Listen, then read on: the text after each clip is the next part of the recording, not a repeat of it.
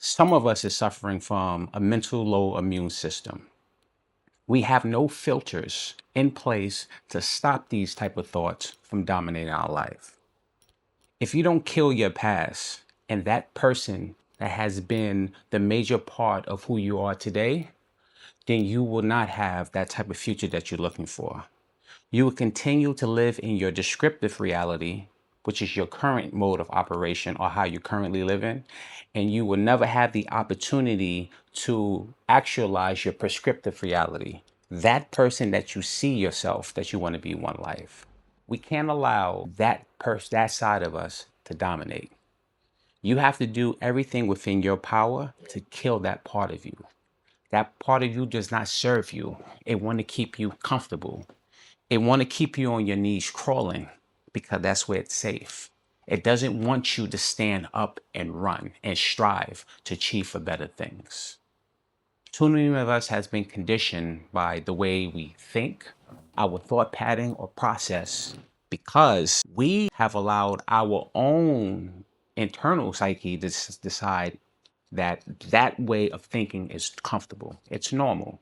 But if you look at it objectively, if you zoom out and look at your life, living in fear has benefited no one. Living in doubt and fear, your biggest enemy is yourself. It's not those people outside. It's not the people in your immediate circle. It's not your family. It's you. You can change your trajectory starting today if you take small actionable steps to decide that you're going to have a better tomorrow. Now, is it easy? No. You're just not going to wake up one day or tomorrow and every negative thought is just going to disappear. But remember, you can control those thoughts that you have. For in Proverbs 4:23, the Bible said, guard your heart. I never really understood the gravity of that text until I went through my own personal struggles in life. You can't allow certain content, the things that you read, the things that you watch on TV, or even the people that surround you, the type of advice that they give to permeate within inside of you. You cannot cultivate negative thoughts because those thoughts become a reality and that will determine your destiny. I don't care how old you are. You can be a young child in primary school or you can be somebody in your 50s. You cannot allow that part of you to take control any longer. And the more you allow that person to dominate, the more that part of you that's supposed to be living on the top of the mountain will never achieve that greatness. How did a lot of us get here? Some of us, it started from when we was kids. Maybe we was doing a presentation, somebody laughed. Maybe somebody close to you said you were stupid. Maybe somebody made a comment and you took it the wrong way. And that thought is imprinted in your subconscious mind, which is dictating how you act today. But you need to have courage. You need to have temerity. Nobody's coming to save you. But when you look in the mirror and you can be honest with yourself, you know where you stand in terms of where you want to be. When you see yourself, when you take an introspective look at yourself, you're not really proud of the way you think. You're not proud of your life or where you're probably at. You probably wanted better. You had bigger aspirations to achieve greatness. If you have those dreams, that means if it's bothering you, it's only telling you you haven't fulfilled your purpose. Then go for it. You tried it the other way. Where has it gotten you? Start to change the way you think. And believe me, you will see the power of saying no to doubt, saying no to procrastination, saying no to laziness. Don't fear failure. Failure is a beautiful thing because when you fail, it teaches you what to do the next time. It's just a guide on your way to greatness. But guess what? Those people that never start, you don't have to worry about failure because you're not putting yourself out there because of fear to see what you know and don't know. And I'd applaud those individuals who have failed because that means you're doing something. You're not just sitting and allowing your circumstances to dictate how you should live and how you should move forward. Be that example to yourself.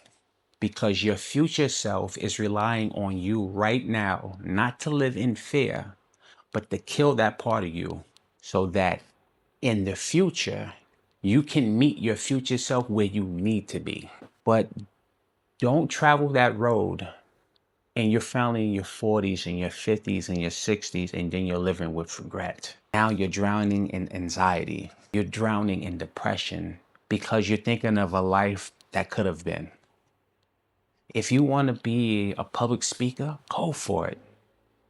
If you want to be an entrepreneur, go for it. A doctor, a lawyer, whatever your thing may be, don't allow fear. Fear is the number one thing that robs people of joy, purpose, and happiness because you are afraid. This universe is set up for whatever reason. You either going to have faith or you're going to have fear. And those who fear are not going to get anything because the faith that you have in us, look at all the examples in the Bible. The woman who had the issue of blood, when she touched Jesus, what did he say? For your faith hath healed you.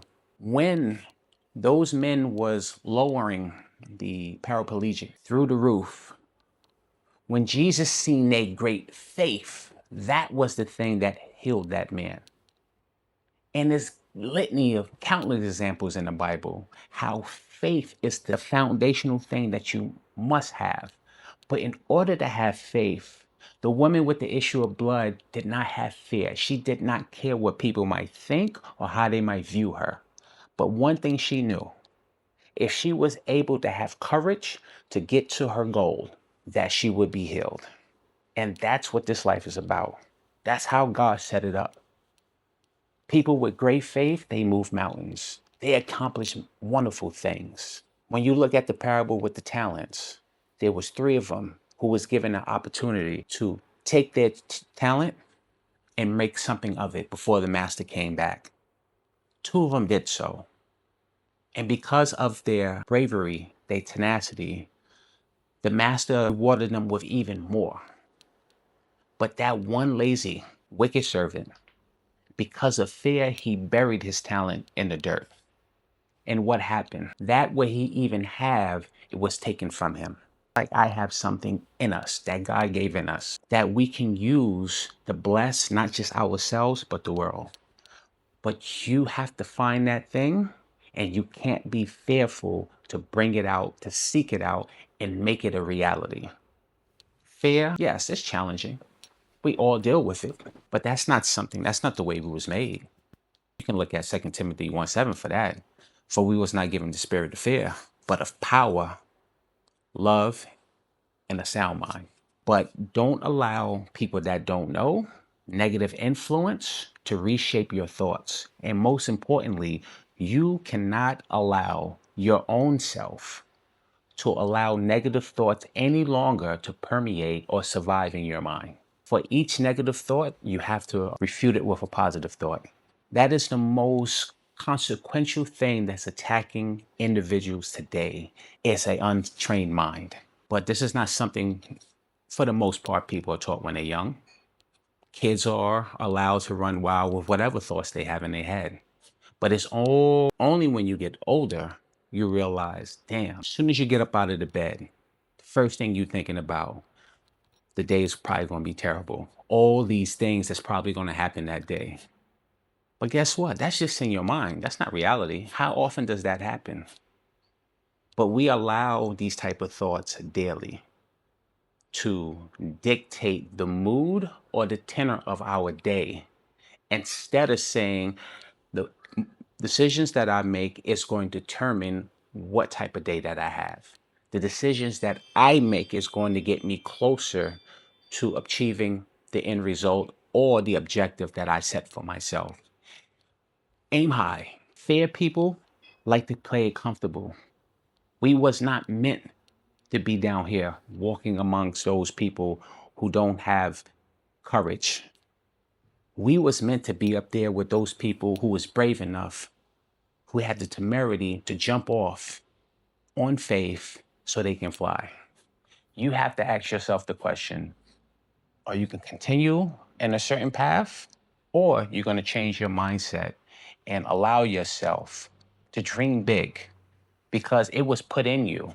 Your dreams might be nightmares to other people because they don't want you to succeed. But God put that in you. That is your blessing. You go for it. You go after it. You are only limited by your thoughts. The wall that you erect is because of what you already erected inside you, and you're projecting it outward. You need to tear it down internally first. So whatever you think you see out there, you realize it wasn't real. Until the next time, reset.